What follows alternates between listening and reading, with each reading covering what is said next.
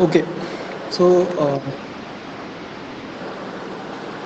our discussion was regarding the initial topics of the second module, and we mainly discussed about some non-conventional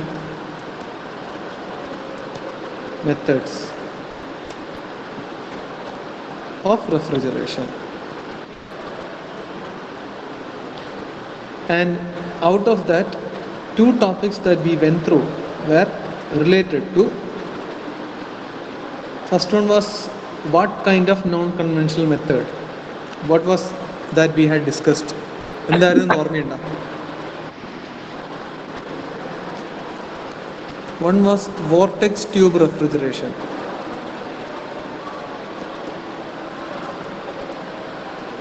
And second one was adiabatic demagnetization.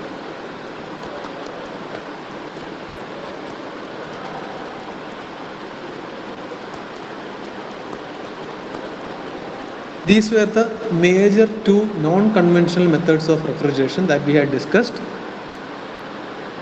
as an initiation of the second module.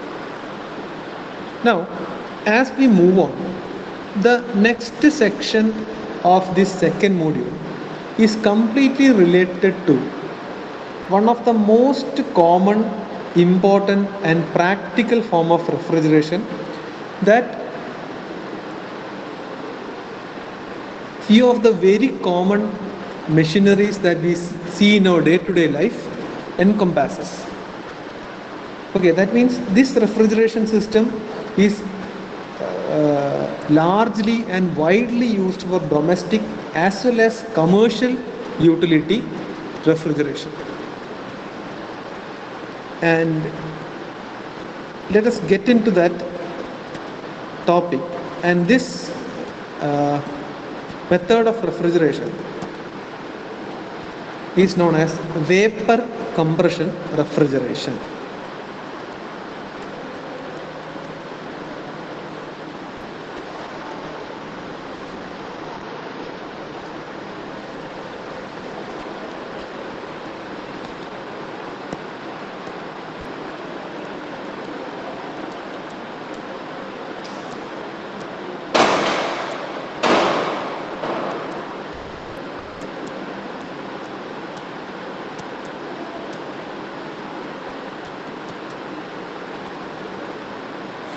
So in general, the method or methodology is known as vapor compression, and as we use this as the system of refrigeration in our domestic refrigeration plants as well as commercial utility refrigeration plants, this is widely known as vapor compression refrigeration system.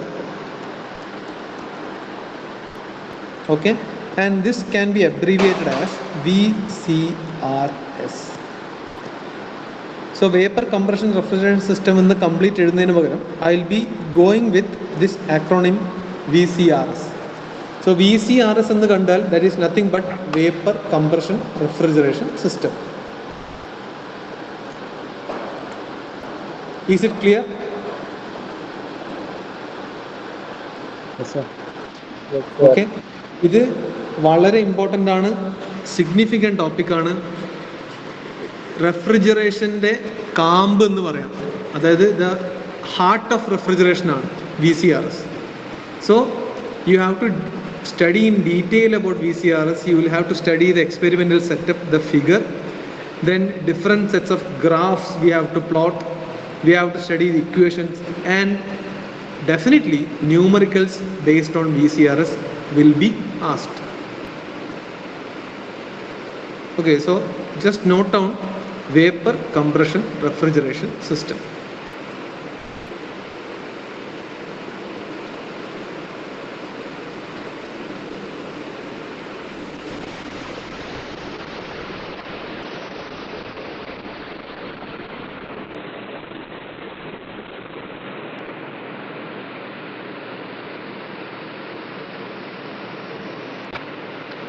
എന്താണ് VCRS നമുക്ക് നോക്കാം.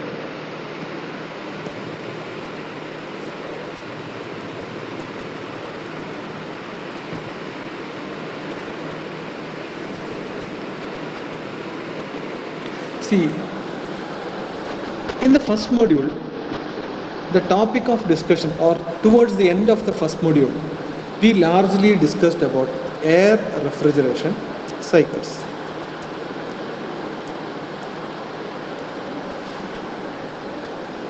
Now, in air refrigeration cycle, first major notable point was that working fluid was air.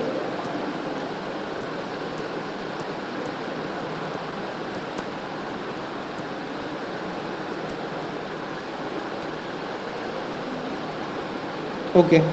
Now, air working fluid ആണ് രണ്ടാമത്.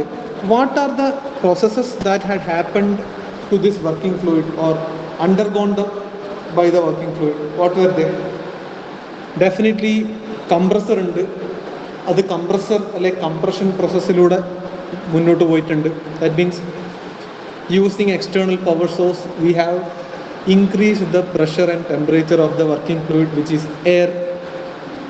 Then it has been put in a turbine where it expands itself. That means reduction of pressure and temperature has been done, and work is generated. Along with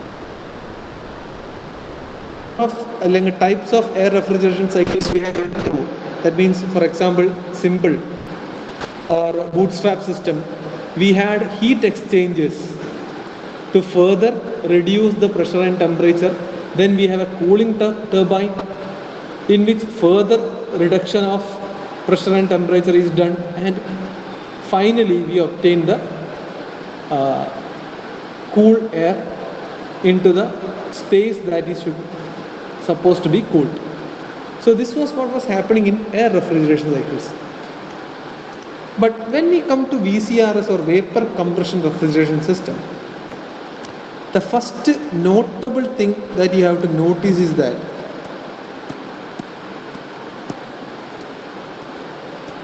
one second.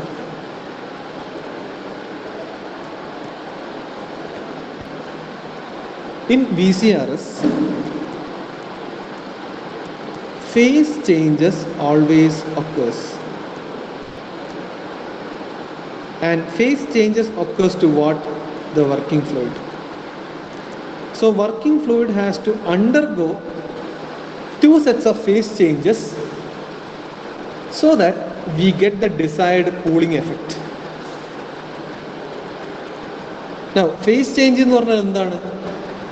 ഒരു material, ഒരു സബ്സ്റ്റൻസിൻ്റെ face change എന്ന് പറഞ്ഞാൽ solid to liquid, liquid to gas, then gas to solid. ഇതാണ് ഈ ഫേസുകൾ change ചെയ്യുക എന്നുള്ളതാണ് phase change. So working fluid has to undergo phase changes, but in air refrigeration cycle, phase change illairunnu, no phase change.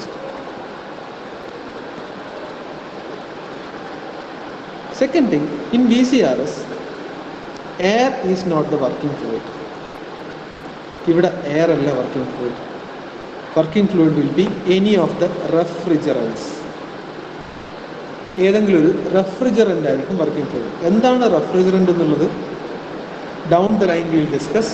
But initially understand the difference or understand the major difference that we will be going through when we get into vapor compression refrigeration system.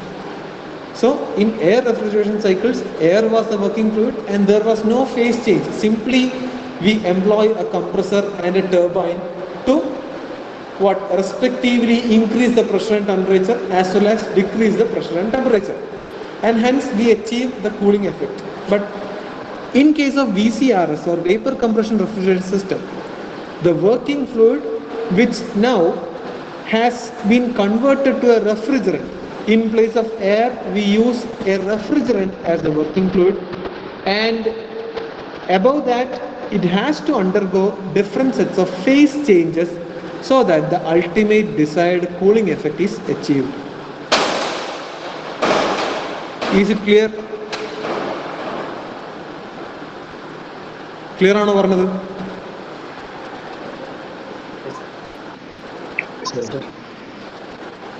Good.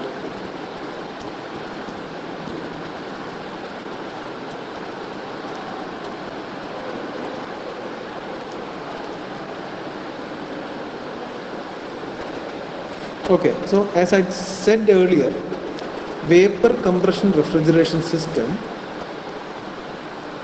VCRS, is one of the very important, significant, practical form of refrigeration that is widely used in domestic as well as commercial purposes. Okay, and the general refrigerants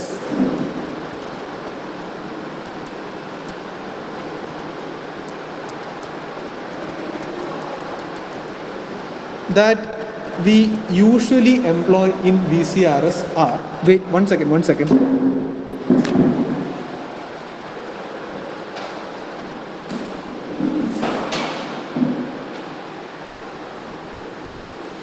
The general refrigerants that we use in VCRS are NH3, ammonia, even carbon dioxide is used to a large extent. Then we have sets of freons. So all these are used as refrigerants in VCRs. Air refrigeration സൈക്കിളിൽ air ആയിരുന്നു working fluid, ഇവിടെ refrigerant ആണ് working fluid,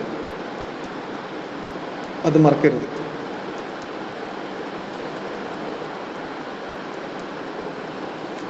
ആ working fluid ammonia ഉണ്ട്, carbon dioxide ഉണ്ട്, different sets of ഫ്രീയോൺസ് ഉണ്ട്. ഇതൊക്കെ use ചെയ്തിട്ടാണ് VCRS എംപ്ലോയ് ചെയ്യപ്പെടുന്നത്. Now these refrigerants, if they are in the fluid ഫോമിലാണെങ്കിൽ,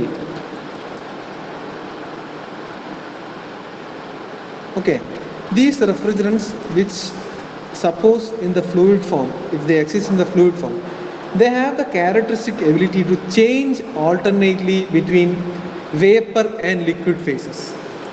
വേപ്പറും ആവാം ലിക്വിഡും ആവാം.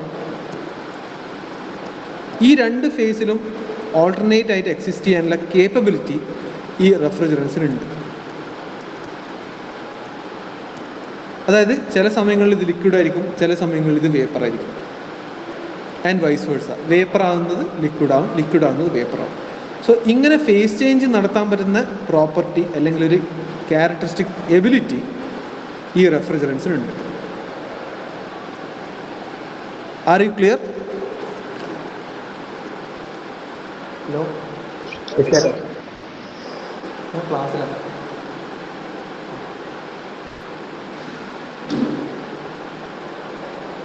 കൊണ്ടുതരാം. ആയിക്കോട്ടെ. ശരി. Okay, so okay, now these phase changes, one more thing, these phase changes should be happening within the system. സിസ്റ്റത്തിൽ നിന്ന് പുറത്തു പോയിട്ടല്ല phase change ഉണ്ടാകേണ്ടത്. ഈ ഫേസ് ചേഞ്ച് നടക്കേണ്ടതും ടോട്ടൽ VCRS സിസ്റ്റത്തിൻ്റെ ഉള്ളിൽ വെച്ച് തന്നെ ആയിരിക്കും. ഇനി എന്താണ് ഫേസ് ചേഞ്ച്, എന്തിനാണ് ഫേസ് ചേഞ്ച് നടക്കുന്നത് എന്നുള്ളതെല്ലാം ഞാൻ പറയാം. ഓക്കെ, സോ ഇതൊക്കെ ഒരു ഡിഫറെൻറ്റ് സാലിയൻ ഫീച്ചേഴ്സാണ് ഈ VCRS റിലേറ്റ് ചെയ്തത്. ഒന്ന്, വർക്കിംഗ് ഫ്ലൂയിഡ് മാറി ഇവിടെ റെഫ്രിജറൻ്റ് ആയി. ആ റെഫ്രിജറൻ്റ് ഏതൊക്കെയാണെന്ന് പറഞ്ഞാൽ ഇതൊക്കെയാണ് കോമൺ ആയിട്ട് റെഫ്രിജറൻസ് യൂസ് ചെയ്യപ്പെടുന്നത്. ദെൻ ഈ റെഫ്രിജറൻ്റെ major most important characteristic is that its ability to change its form between vapour and liquid. ഇതിൻ്റെ ഇടയിൽ ആ ഫേസ് ചേഞ്ച് എപ്പോഴും ചെയ്യാൻ പറ്റുന്ന എബിലിറ്റി ഈ റെഫ്രിജറൻറ്റിന് ഉണ്ടാവണം.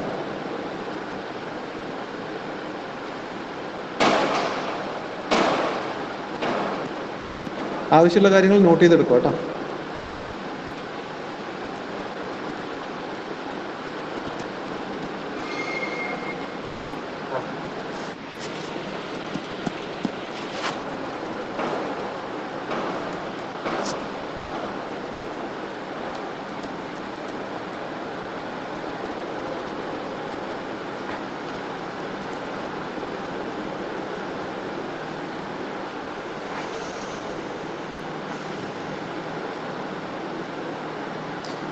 നമ്മൾ കുറച്ചും കൂടി ഒന്ന്, ഇഫ് ഈ concentrate on the system or the concept of VCRS, this is exactly the opposite of or the reverse heat engine പ്രസ് ആണ്.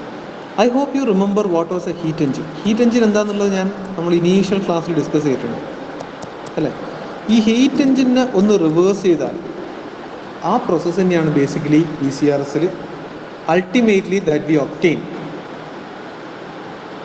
And technically this can be referred to as a reversed Carnot cycle. നമുക്ക് അങ്ങനെയും പറയാം, reversed Carnot cycle എന്ന് പറയാം. ഇതൊക്കെ additional ആയിട്ട് ചില കാര്യങ്ങൾ ഞാൻ പറയുന്നതേ ഉള്ളൂ. ഓക്കെ, എന്താണ് കാര്യം നിങ്ങൾക്ക് മനസ്സിലാവാനും VCRSനെ പറ്റിയുള്ള കുറച്ച് അഡീഷണൽ ഡാറ്റ നിങ്ങൾക്ക് മനസ്സിലാക്കി വെക്കാനും വേണ്ടി I am just simply referring. Okay, so this can be either consider as a reversed heat engine,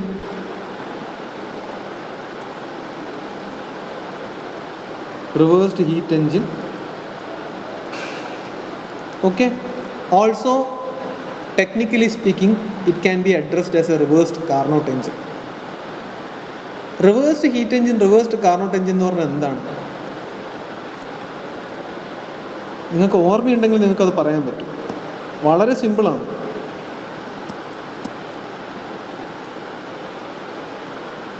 heat transfer നടക്കും എവിടുന്ന് എങ്ങോട്ട്?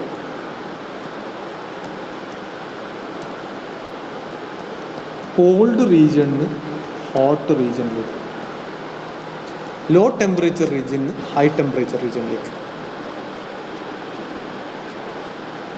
Transfer of heat occurs from a cold reservoir to a hot reservoir.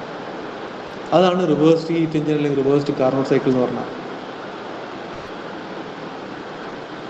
നമ്മൾ first റെഫ്രിജറേഷനെ പറ്റിയുള്ള initial classes when we were having the discussion regarding the fundamentals, I had explained very clearly to you what is a heat engine. Heat engine കൂടെ heat pump പറഞ്ഞു തന്നിട്ടുണ്ട്. Carnot cycle എന്താണെന്ന് discuss ചെയ്തിട്ടുണ്ട്. Reversed Carnot cycle definitely നമ്മൾ discuss ചെയ്തിട്ടുണ്ട്. So VCRSൽ സംഭവിക്കുന്നത് അല്ലെങ്കിൽ the cooling effect എപ്പോഴും കിട്ടുന്നത് ലോ ടെമ്പറേച്ചറിൽ നിന്ന് ഹൈ ടെമ്പറേച്ചറിലേക്ക് അല്ലെങ്കിൽ എന്താ പറയുക ലാർജർ ടെമ്പറേച്ചർ റീജിയനിലേക്ക് ഹീറ്റ് ട്രാൻസ്ഫർ ആണ്. This does not occur naturally. ഇതൊരിക്കലും നാച്ചുറലി സംഭവിക്കില്ല.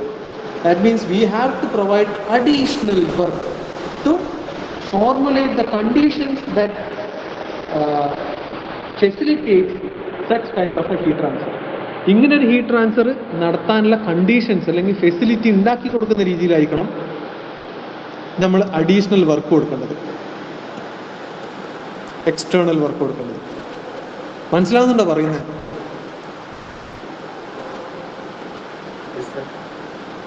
Yes, sir. Hello?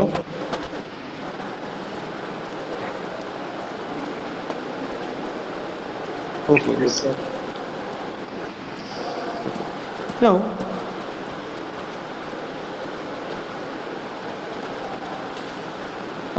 let us understand what are the major components that comes within a VCRS system. Vapor compression, ആ components എന്താണെന്ന് മനസ്സിലാക്കിയാൽ തന്നെ നമുക്ക് സ്റ്റെപ്സ് മനസ്സിലാവും. Vapour compression refrigeration സിസ്റ്റമിൽ 4 മേജർ കോമ്പണൻസ് ഉണ്ട്. Okay, we have an evaporator. ഒരു evaporator ഉണ്ട്.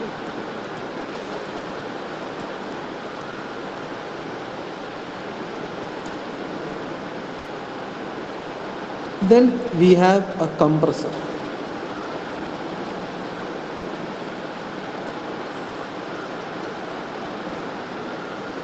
Next, we have a condenser.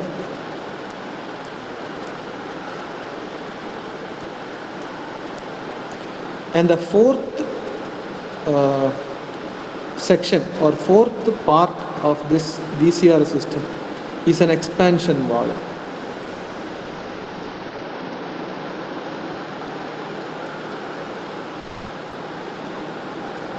Expansion valve എന്ന് പറയും. ഇതിനെ തന്നെ നമ്മൾ ത്രോട്ട്ലിംഗ് ഡിവൈസ് എന്നും പറയും. ത്രോട്ടിൽ വാൾവ് എന്നോ ത്രോട്ട്ലിംഗ് ഡിവൈസ് എന്നോ ഒക്കെ പറയാം. So we have an evaporator, we have a compressor, we have a condenser and we have an expansion valve. ഈ 3 കോമ്പണൻറ്റിൻ്റെ ഉള്ളിൽ കൂടെ നമ്മളുടെ റെഫ്രിജറൻ്റ് അല്ലെങ്കിൽ വർക്കിംഗ് ഫ്ലൂയിഡ് അങ്ങോട്ടും ഇങ്ങോട്ടും പാസ് ചെയ്തുകൊണ്ടേയിരിക്കും. And ultimately we achieve the cooling effect. ഈ 3 പാർട്ടേ ഉള്ളൂ. ഈ 3 പാർട്ടിലും what are the processes that are happening, ഇതേ നമ്മൾ ക്ലിയർ ആയിട്ട് മനസ്സിലാക്കേണ്ട ആവശ്യമുണ്ട്. ഇനി ഇതിൻ്റെ എസെൻസ് മനസ്സിലാക്കാൻ ഏറ്റവും സിമ്പിൾ ലോജിക്കിൽ I will explain. Okay, simple logic എന്ന് പറഞ്ഞാൽ ഇതാണ് നിങ്ങളുടെ ബേസിക്കലി നിങ്ങളുടെ ഫ്രിഡ്ജിനുള്ളിൽ സംഭവിക്കുന്നത്.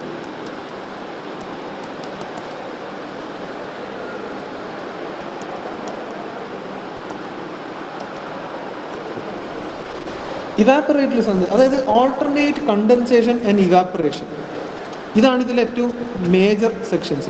അതായത് this working fluid undergoes alternate evaporation and condensation.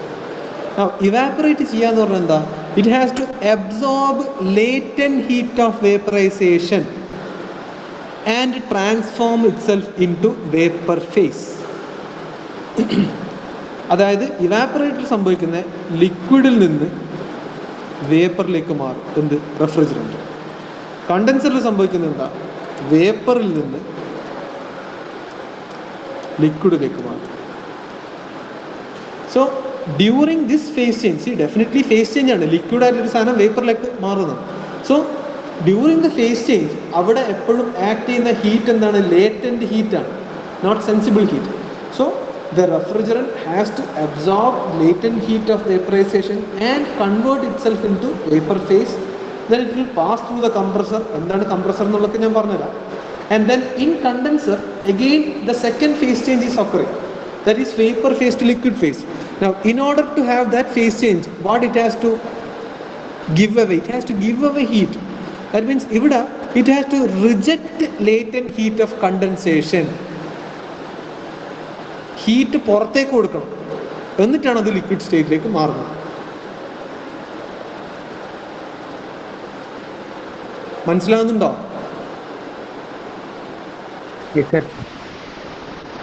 നിങ്ങൾ വെള്ളം തിളച്ച് സ്റ്റീം ആകുന്നതിനെ പറ്റി ഒന്ന് ആലോചിച്ചാൽ മതി, ലിക്വിഡിൽ നിന്ന് വേപ്പറിലേക്ക് ആകുന്നത്.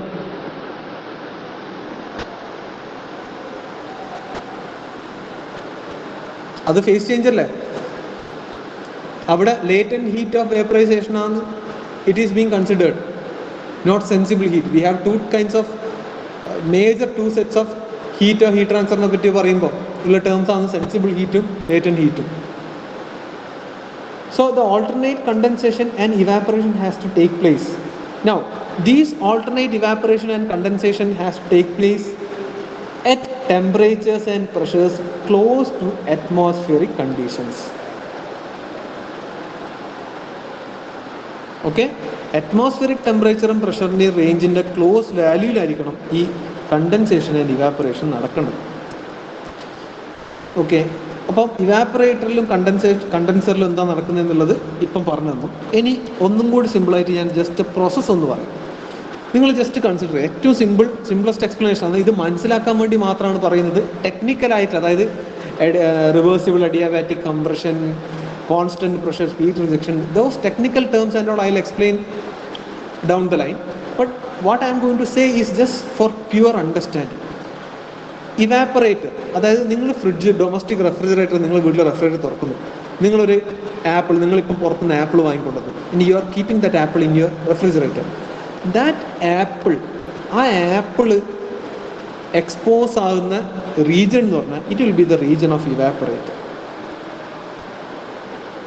അതായത് ഇപ്പം നോക്ക്, ഈ തെർമലി ഇൻസുലേറ്റഡ് വാൾവിലൂടെയാണ്, അതായത് ഈ ഓരോ കണക്ഷൻ ഇത് വാൾവാന്ന് വിചാരിക്കുക, ഈ വാൾവിലൂടെയാണ് നമ്മൾ റെഫ്രിജറൻറ്റ് ഇങ്ങനെ ഫ്രിഡ്ജിലൂടെ പാസ് ചെയ്യുന്നത്.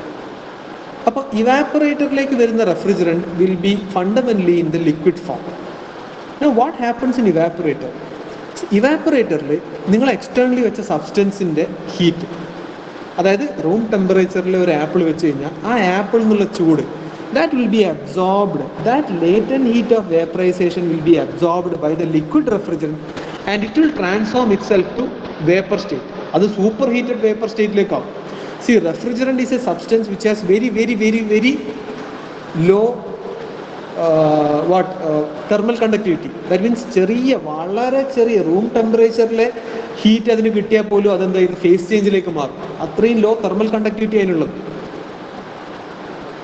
സോ അങ്ങനെ ആ ഹീറ്റ് വലിച്ചെടുത്തിട്ട് എന്ത് ചെയ്യും? That means now what is happening? Now ആ ആപ്പിൾ ഉള്ള അറ്റ്മോസ്ഫിയർ അല്ലെങ്കിൽ that region that apple is kept, അവിടെ ടെമ്പറേച്ചർ കുറഞ്ഞു. അത് നിങ്ങൾ മനസ്സിലാക്കണം. Now this vapor formiലുള്ള refrigerant, it will be next sucked into the compressor.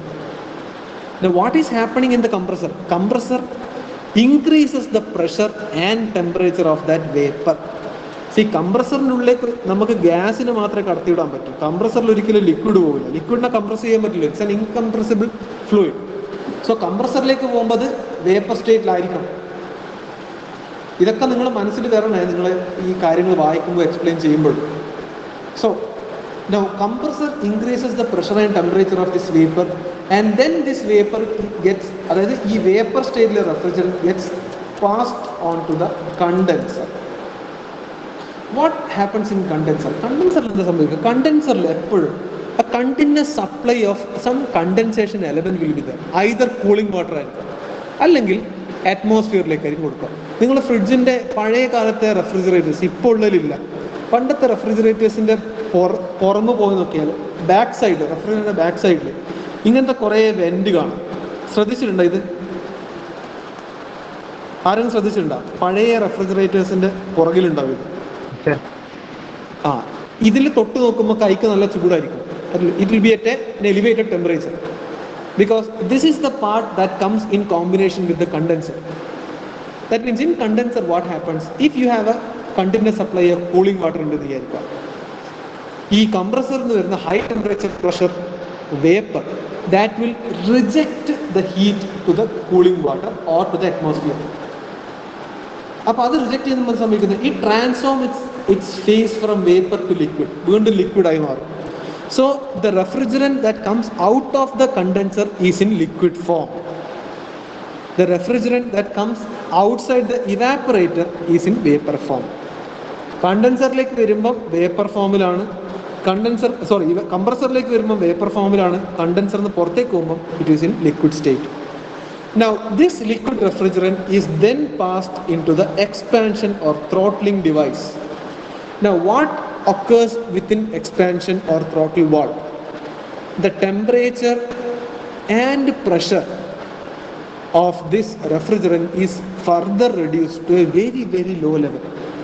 വളരെ ചെറിയ ലെവലിലേക്ക് അതിനെ വീണ്ടും നമ്മൾ ഡിക്രീസ് ചെയ്യും. അതെന്തിനാന്ന് പറഞ്ഞാൽ ഇവാപ്പറേറ്ററിൽ അറ്റ്മോസ്ഫിയറിക് കണ്ടീഷൻസിൽ if a refrigerant has to absorb the latent heat and convert its form in to vapour stage, അത് ഇവാപ്പറേറ്ററിലേക്ക് വരുന്ന ലിക്വിഡ് റെഫ്രിജറന്റ് അറ്റ്മോസ്ഫിയറിക് കണ്ടീഷൻസിൽ ഹീറ്റ് അബ്സോർബ് ചെയ്തിട്ട് വേപ്പറായി മാറണമെങ്കിൽ, അങ്ങനെയാണെങ്കിൽ ഇവിടെയുള്ള പ്രഷർ, ആ refrigerant pressure should be very very very low. വളരെ ചെറിയ പ്രഷറായിരിക്കും. ആ വളരെ ചെറിയ പ്രഷർ കിട്ടാൻ വേണ്ടിയിട്ടാണ് നമ്മൾ എക്സ്പാൻഷൻ വാൾവ് യൂസ് ചെയ്യുന്നത്. Because when the refrigerant comes out of the condenser, it will be already at a very low temperature and obviously at a very low pressure.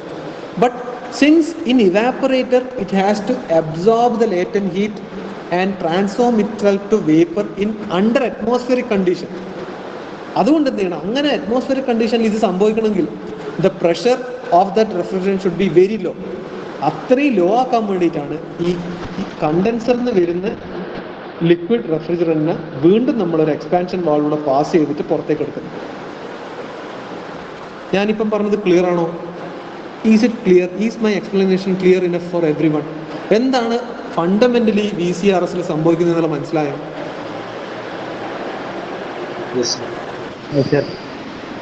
That means always the region in contact with this evaporator will be at a very low temperature. അതാണ് നമ്മുടെ ഫ്രിഡ്ജിനുള്ളിൽ തണുത്ത ഭാഗം. ഇവിടെ എപ്പോഴും, അതായത് around this region always low temperature will be maintained. അതിങ്ങനെ maintain ചെയ്യപ്പെടും. അതുകൊണ്ടാണ് നമ്മൾ ഫ്രിഡ്ജ് തുറക്കുമ്പോൾ എപ്പോഴും തണുത്ത് കിട്ടുന്നത്. കാരണം റെഫ്രിജറന്റ് കണ്ടിന്യൂസ് പാസ് ചെയ്യുന്നുണ്ട് and it is undergoing the phase change. So evaporator it absorbs the atmospheric heat or the heat from the substance that we are keeping inside the refrigerator. മനസ്സിലാവുന്നല്ലോ പറയുന്നത്?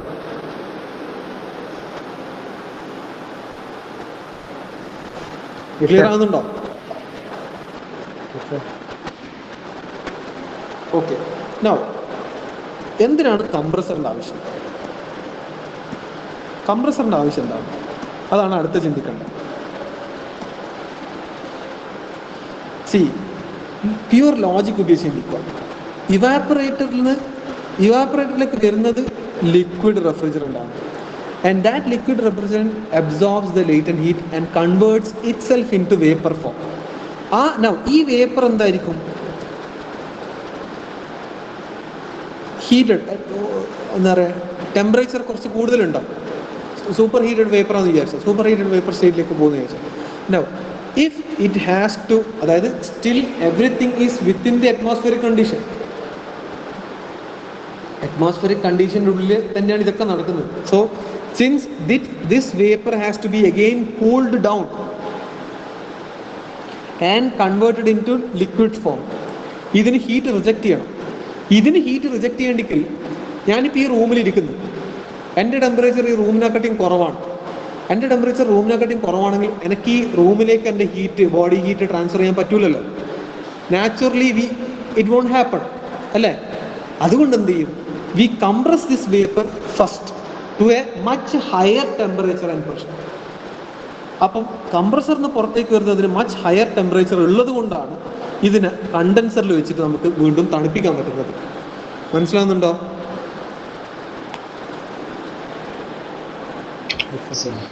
Okay, so this was fundamentally the stages inside vapor compression refrigeration system.